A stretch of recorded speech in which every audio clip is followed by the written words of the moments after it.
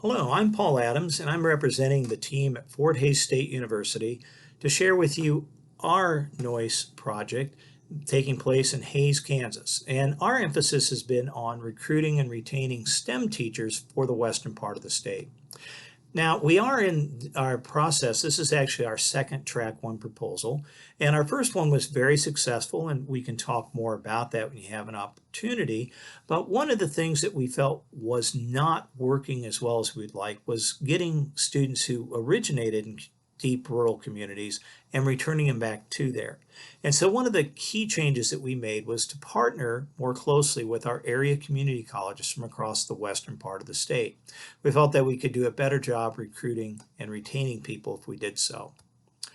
So the big action was, of course, building a partnership. And building that partnership meant starting right away, looking at joint strategies for marketing, recruiting, how to get entree into the classrooms to share about internships and scholarships, and ongoing communications to be sure we all knew what each other were doing, and particularly share best practices. So one of the things that we did want in this was to take any STEM club that each of these community colleges had and put an education focus as part of a way to recruit. It worked very well for us, and so we thought, let's try to replicate those things at the community college.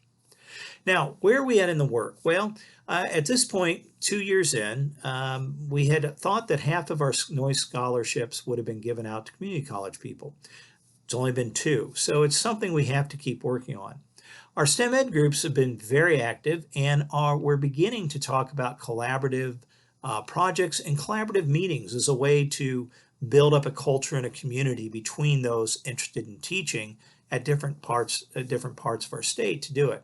The other is the sharing of ideas, and this is probably one of the neatest things, is we're hearing great ideas the community colleges say we ought to do that too, and all the others will as well. One example of that was a signing party for scholarship. One of our partners did a big thing with cake and ice cream and newspaper, and we said, man, that's pretty cool. We're going to do it too, and turn in this awarding of a scholarship into a major event.